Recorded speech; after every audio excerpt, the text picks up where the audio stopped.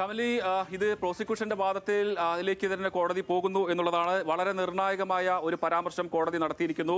ഈ കേസ് അപൂർവമാണ് എന്നുള്ളതാണ് കോടതി പറഞ്ഞിരിക്കുന്നത്.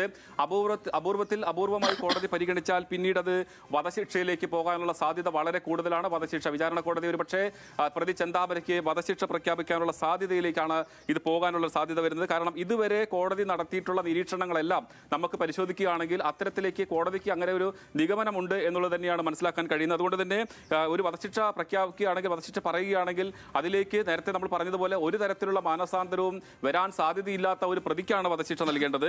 അത് അപൂർവമായ ഒരു കേസായി പരിഗണിക്കണം. ഇതിനകത്ത് അപൂർവമായി പരിഗണിക്കാനുള്ള സാധ്യത എന്ന് പറയുന്നത് ഒരു കൊലപാതകം നടത്തിയ പ്രതി അത് ജാമ്യത്തിൽ ഇറങ്ങിയതിനു ശേഷം ജാമ്യ വ്യവസ്ഥ ലംഘിച്ചുകൊണ്ട് തന്നെ ആ കൊലപാതകം നടത്തിയിട്ടുള്ള ആളുടെ അല്ലെങ്കിൽ കൊല്ലപ്പെട്ട ആളുടെ ഭർത്താവിനെയും അമ്മയെയും അതിക്രൂരമായി വെട്ടി കൊലപ്പെടുത്തുന്നു, ആസൂത്രിതമായ കൊലപാതകം നടത്തുന്നു.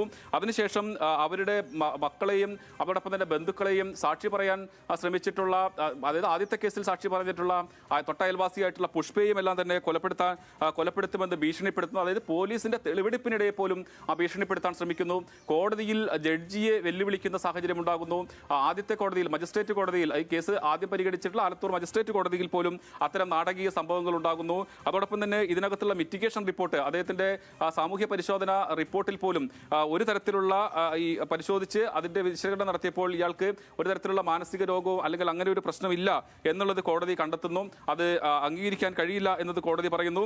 അതുകൊണ്ട് കേരളത്തിലെ ചില സംഭവങ്ങൾ കൂടി കോടതി പറയുകയാണ്. കാരണം കേരളത്തിൽ കുടുംബ ബന്ധങ്ങളിലുണ്ടാകുന്ന മാറ്റങ്ങൾ, ഒറ്റപ്പെട്ട ജീവിതങ്ങൾ കൂടുന്നു, ക്രൂരമായ കൊലപാതകങ്ങൾ നടക്കുന്നു. അപ്പോൾ അതിനൊരു പരമാവധി ശിക്ഷ നൽകണമെന്നൊരു മാനസികാവസ്ഥയിലേക്ക് കോടതി എത്തിയിട്ടുണ്ട് എന്ന് സൂചിപ്പിക്കുന്ന തരത്തിലുള്ള പരാമർശങ്ങളാണ് നമ്മൾ ഇപ്പോൾ കോടതിയുടെ ഭാഗത്ത് നിന്ന് ഉണ്ടാകുന്നത്. വിധി വായിച്ചുകൊണ്ടിരിക്കുകയാണ്. അപൂർവം എന്ന് കോടതി പറയുന്നത് വളരെ നിർണായകമാണ്. ഒരുപക്ഷേ ഈ കേസിൽ നേരത്തെ ഞാൻ സൂചിപ്പിച്ചിരുന്നു, കേരളത്തിൽ ഏറ്റവും അവസാനമായി വധശിക്ഷ വിധിച്ചിട്ടുള്ളത് നെയ്യാറ്റിൻകര തിരുവനന്തപുരത്ത് നമുക്കറിയാം വളരെ കേരളത്തിൽ കോളിളക്കം സൃഷ്ടിച്ച ഒരു കേസായിരുന്നു ഷാരോൺ വധക്കേസ്. ഷാരോൺ വധക്കേസിൽ അതിലെ പ്രതിയായിട്ടുള്ള ഗ്രീഷ്മയ്ക്ക് 2025 ജനുവരി 20-നാണ് നെയ്യാറ്റിൻകര ജില്ലാ അഡീഷണൽ സെഷൻസ് കോടതി വധശിക്ഷ വിധിച്ചിട്ടുള്ളത്. വധശിക്ഷ നടപ്പിലാക്കിയിട്ടുള്ളത് 1991 റിപ്പർ ചന്ദ്രനെയാണ് വധശിക്ഷ നടപ്പിലാക്കിയിട്ടുള്ളത്. അതിനുശേഷം കേരളത്തിൽ ഒരു വധശിക്ഷ നടപ്പിലാക്കിയിട്ടില്ല. വധശിക്ഷ വിധിച്ചത് ഇപ്പോൾ സൗമ്യ വധക്കേസിൽ വധശിക്ഷ വിധിച്ചിരുന്നു. പക്ഷേ അത് മറ്റ് മേൽക്കോടതിയിലേക്ക് പോകുമ്പോൾ അത് ജീവപര്യന്തമായി കുറയാണ് ചെയ്യുന്നത്. അതിനൊക്കെ നേരത്തെ പറഞ്ഞ പോലെ ഒരു വധശിക്ഷ വരണമെങ്കിൽ ഈ പറയുന്നത് പോലെ ഒരുപാട് ഘടകങ്ങൾ പരിശോധിച്ചതിന് ശേഷമാണ് ഇപ്പോൾ നമ്മുടെ കോടതികൾ വധശിക്ഷ വിധിക്കാറുള്ളൂ. അതുകൊണ്ട് തന്നെ ഈ കാര്യങ്ങൾ പരിഗണിച്ചതിന് ശേഷം കോടതി എന്ത് നിലപാടെടുക്കുമെന്ന് നമുക്ക് കാത്തിരുന്ന് കാണേണ്ടതുണ്ട്. അല്പസമയത്തിനകം തന്നെ കോടതി അതിന്റെ വിധിയിലേക്ക് കടക്കാൻ പോകുന്നു. എന്തായാലും അപൂർവം എന്ന് കോടതി പറഞ്ഞ സാഹചര്യത്തിൽ പ്രോസിക്യൂഷനും സുധാകരന്റെ കുടുംബവും എല്ലാം ആഗ്രഹിച്ചതുപോലെ ആവശ്യപ്പെടുന്നത് പോലെ വധശിക്ഷയിലേക്ക് പോകുമോ എന്നുള്ളതാണ്. നേരത്തെ തന്നെ സജിത വധക്കേസിൽ സുധാകരന് ഇരട്ട ജീവപര്യന്തം ശിക്ഷ ലഭിച്ചതാണ്. അതിന് തൊട്ട് പിന്നാലെയാണ് ഈ വധക്കേസിൽ നേരത്തെ തന്നെ ജീവപര്യന്തം വിധിച്ചിട്ടുണ്ട് എന്ന് കോടതി ഇപ്പോൾ പറയുന്നു. അതായത് നേരത്തെ തന്നെ ജീവപര്യന്തം വിധിച്ചിട്ടുണ്ട്. അപ്പോൾ 62-കാരനായ ചെന്താമരയ്ക്ക് ഇനിയൊരു ജീവപര്യന്തം ശിക്ഷ വിധിക്കുക എന്ന് പറയുന്നത് ശിക്ഷയെല്ലാം ഒരുമിച്ച് ആണല്ലോ സ്വാഭാവികമായും അനുഭവിക്കേണ്ടി വരിക. അപ്പോൾ അതൊരു ശിക്ഷയായി കാണാൻ കഴിയുമോ എന്നുള്ള കാര്യത്തിൽ നമുക്ക്, അതായത് ജീവപര്യന്തം ഇനി വിധിച്ചതുകൊണ്ട് എന്താണ് എന്നുള്ള ചോദ്യത്തിലേക്കാണോ കോടതി പോകുന്നത് എന്നാണ് നമുക്ക് ഇനി നോക്കേണ്ടത്. എന്തായാലും നേരത്തെ തന്നെ ഇരട്ട ജീവപര്യന്തം ഈ പ്രതിക്ക് വിധിച്ചിട്ടുള്ളതാണ്. ഇനി ഈ കേസിൽ അതിന്റെ അപൂർവമായി പരിഗണിച്ചുകൊണ്ട് വധശിക്ഷയിലേക്ക് പോകുമോ എന്നുള്ളതാണ്. എന്തായാലും കേസിൽ പ്രോസിക്യൂഷന്റെ ഭാഗത്ത് നിന്ന് വളരെ നിർണായകമായ തെളിവുകൾ ഹാജരാക്കാൻ കഴിഞ്ഞിട്ടുണ്ട്.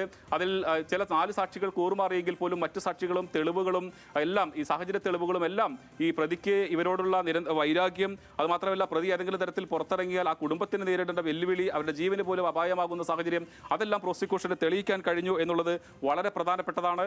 അതിൽ ഈ പറയുന്ന പോലെ അന്വേഷണത്തിന്റെ ആദ്യഘട്ടത്തിൽ ഈ പ്രതി ഇങ്ങനൊരു സംഭവം നടന്ന് പോലീസിന് ഒരു വീഴ്ച പറ്റിയെങ്കിൽ പോലും അതിൽ ജാമ്യം വ്യവസ്ഥ ലംഘിച്ചുകൊണ്ട് പോത്തുണ്ടിയിലെ ഇയാളുടെ വീട്ടിൽ, ചെന്താമരയുടെ വീട്ടിൽ താമസിക്കുകയും തൊട്ടയൽവാസിയായിട്ടുള്ള സുധാകരനെയും കുടുംബത്തെയും ഭീഷണിപ്പെടുത്തുകയും അതിന്റെ സാക്ഷി പറഞ്ഞ പുഷ്പയും എല്ലാം ഭീഷണിപ്പെടുത്തുകയും ചെയ്ത പരാതി ഉണ്ടായപ്പോൾ നടപടിയെടുക്കാൻ വൈകിയിരുന്ന പോലീസ് പിന്നീട് ഈ സംഭവം ഉണ്ടായതിനു ശേഷം പ്രതിയെ 24 മണിക്കൂറിനകം പിടിക്കുകയും കൃത്യമായ കുറ്റപത്രം സമർപ്പിക്കുകയും തെളിവുകൾ ഹാജരാക്കുകയും എല്ലാം ചെയ്തു എന്നത് തന്നെ ആ അന്വേഷണ സംഘത്തിന്റെ തൃപ്തിയുണ്ട്. പ്രോസിക്യൂഷനും ആ കാര്യത്തിൽ വളരെ തൃപ്തികരമായ നിലപാടാണ് സ്വീകരിച്ചിട്ടുള്ളത്. കാരണം കൃത്യമായ തെളിവുകൾ ഹാജരാക്കാൻ കഴിഞ്ഞു. അതുകൊണ്ട് തന്നെ കൊലപാതക കുറ്റം തെളിയിക്കാൻ ജൂലൈ 13-ന് ചെന്താമര കുറ്റക്കാരനാണ് എന്ന് കോടതി പറഞ്ഞ സമയത്ത് തന്നെ കൊലപാതക കുറ്റവും നേരത്തെ സുധാകരനെ തടഞ്ഞുവെക്കൽ, അതിന്റെ പരമാവധി 7 വർഷമാണ് തടവ്. കൊലപാതക കുറ്റമാണെങ്കിൽ വധശിക്ഷ വരെ ലഭിക്കാവുന്ന കുറ്റമാണ്. അപ്പോൾ ഇത് നേരത്തെ ആദ്യം ആദ്യം നടത്തിയ കൊലപാതകം, അതിന്റെ തുടർച്ച, ഇനിയും ഈ പ്രതി കൊലപാതകം നടത്താനുള്ള സാധ്യതയുണ്ട്. പ്രതിക്ക് ഒരു തരത്തിലുള്ള മാനസാന്തരമോ കുറ്റബോധമോ ഇല്ല. അപ്പോൾ ഇതെല്ലാം പരിഗണിച്ചുകൊണ്ട് കോടതിക്ക് ഒരു പക്ഷേ ഇതിന്റെ പരമാവധി ശിക്ഷ കൊടുക്കാനുള്ള സാധ്യത വളരെ കൂടുതലാണ്. കാരണം ഇതിനകത്ത് പറഞ്ഞത് നേരത്തെ ഒരു കേസിൽ കോടതിക്ക് ഈ പ്രതിക്ക് ഇരട്ട ജീവപര്യന്തം കിട്ടിയിട്ടുള്ളതാണ്. അപ്പം ഇനി എന്താണ് ശിക്ഷ? ഇരട്ട ജീവപര്യന്തത്തിന് മുകളിലേക്ക് ഒരു ശിക്ഷ എന്ന് പറയുന്നത് വധശിക്ഷയാണ്. അപ്പോൾ ആ ശിക്ഷയിലേക്ക് പോകുമോ എന്നുള്ളതാണ് എന്തായാലും കോടതി പറയേണ്ടത്. എന്തായാലും കോടതിയുടെ ഇതുവരെയുള്ള കണ്ടെത്തലുകൾ, നിർദ്ദേശങ്ങൾ, കോടതിയുടെ പരാമർശങ്ങൾ എല്ലാം തന്നെ വളരെ നിർണായകമായി മാറുന്നു. പ്രോസിക്യൂഷന്റെ വാദത്തെ പൂർണ്ണമായും അംഗീകരിക്കുന്ന നിലപാടിലേക്ക് മാറുന്നുണ്ട്. അതിൽ പ്രതിഭാഗം പറയുന്ന ഒരു കാര്യം, രണ്ട് കാര്യങ്ങളാണ്. ഒന്ന് മിറ്റിഗേഷൻ റിപ്പോർട്ടിന് വിശ്വാസത്തിലെടുക്കണമെന്നതായിരുന്നു പ്രതിഭാഗം പറഞ്ഞിരുന്നത്. അതായത് പ്രതിക്ക് കുറ്റബോധമുണ്ട് എന്നുള്ളത്. പക്ഷേ അതിനെ പ്രോസിക്യൂഷൻ തള്ളിയത് വളരെ നിർണായകമായ ഒരു വാദത്തിലൂടെയാണ്. കാരണം ഇയാൾ കുറ്റക്കാരനാണെന്ന് കോടതി പറഞ്ഞ സമയത്ത് പോലും ഈ പ്രതി കോടതിയിൽ ജഡ്ജിയെ വെല്ലുവിളിക്കുന്ന ഒരു നിലപാട് സ്വീകരിച്ചു.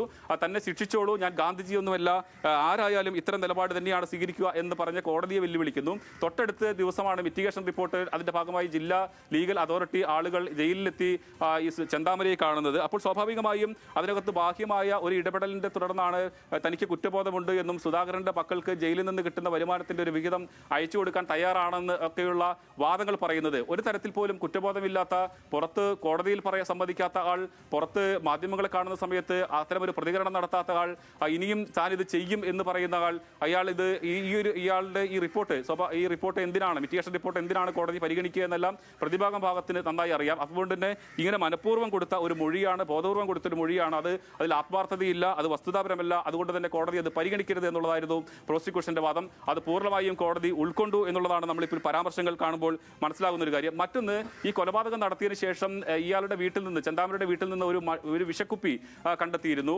അപ്പോൾ അതിനകത്ത് പ്രതിഭാഗം പറഞ്ഞിരുന്നത് ഇയാൾ കൃത്യം നടത്തിയതിനു ശേഷം ജീവൻ ഒടുക്കാനുള്ള ശ്രമമാണ് നടത്തിയത് എന്നുള്ളതാണ്. പക്ഷേ ആ ആത്മഹത്യാ തിയറി ഇത് കോടതി അംഗീകരിച്ചിട്ടില്ല എന്നുള്ളതാണ്. അതിന് സാധൂകരിക്കുന്ന തരത്തിൽ ഒരു തെളിവും പ്രതിഭാഗത്തിന് ഹാജരാക്കാൻ കഴിഞ്ഞിട്ടില്ല എന്നുള്ളതാണ് കോടതി പറയുന്നത്.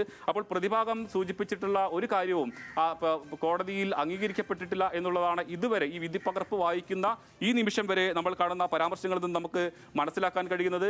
അതുകൊണ്ട് കൂടിയാണ് കോടതി ഇത് അപൂർവങ്ങളിൽ അപൂർവമായ കേസായി പരിഗണിക്കണം എന്ന്, അല്ലെങ്കിൽ അപൂർവമാണ് എന്ന് കോടതി പറയുന്നത്. നേരത്തെ തന്നെ പല കേസുകളിലും ഹൈക്കോടതി വധശിക്ഷ പറഞ്ഞിട്ടുണ്ട് എന്നുള്ള കാര്യത്തിൽ കോടതി പറയുന്ന ഒരു കാര്യം കൂടി പറയുന്നുണ്ട്. കാരണം ഹൈക്കോടതികളിൽ ഏറ്റവും ഒടുവിൽ 91 വധശിക്ഷ നടപ്പിലാക്കിയെങ്കിൽ പോലും പിന്നീട് ചില കേസുകളിലെല്ലാം, സൗമ്യ വധക്കേസ്, അതോടൊപ്പം തന്നെ ഷാരോൺ വധക്കേസ് ഉൾപ്പെടെയുള്ള കേസുകളിൽ എല്ലാം വധശിക്ഷ വിചാരണ കോടതി വിധിച്ചിട്ടുണ്ട്. അത് പക്ഷേ ഹൈക്കോടതിയുടെയും മറ്റും അംഗീകാരത്തിന് വേണ്ടി കാത്തിരിക്കുന്നു എന്നുള്ളത് മാത്രം. അപ്പോൾ ഈ കോടതിയിൽ വധശിക്ഷ ഒരുപക്ഷെ പറയാനുള്ള സാധ്യത നമുക്ക് തള്ളിക്കളയാൻ കഴിയില്ല. എന്തായാലും ഇതുവരെയുള്ള ഈ കോടതിയുടെ നിരീക്ഷണങ്ങളെല്ലാം തന്നെ പ്രോസിക്യൂഷന്റെ വാദത്തെ പൂർണ്ണമായും ഉൾക്കൊള്ളൂ എന്നുള്ളതാണ്.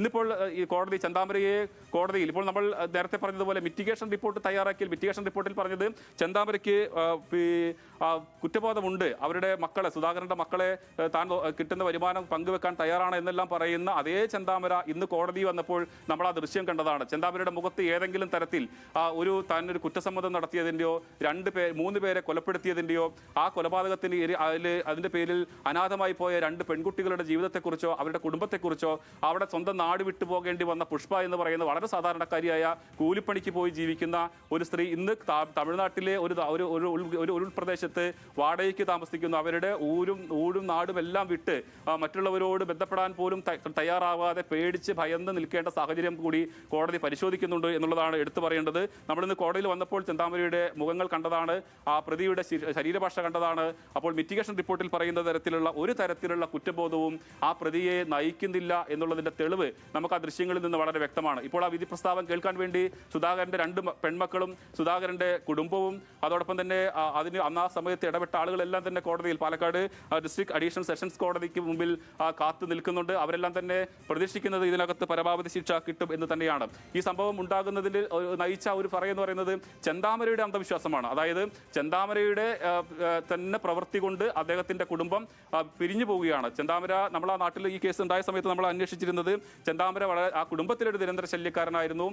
മദ്യപിച്ചും മറ്റും വന്ന കുടുംബത്തിൽ ഭാര്യയെയും മക്കളെയും ഒക്കെ മർദ്ദിക്കുകയും ഒക്കെ സ്ഥിരം സംഭവമാണ്. അപ്പോൾ അതിനു മുമ്പും പിണങ്ങി പോവുകയൊക്കെ ഉണ്ടായിട്ടുണ്ട്. അപ്പോൾ ഇത് തുടർച്ച സംഭവം ഇതായപ്പോഴാണ് അവർ പൂർണ്ണമായും ചെന്താമരയെ വിട്ടുപോകുന്നത്.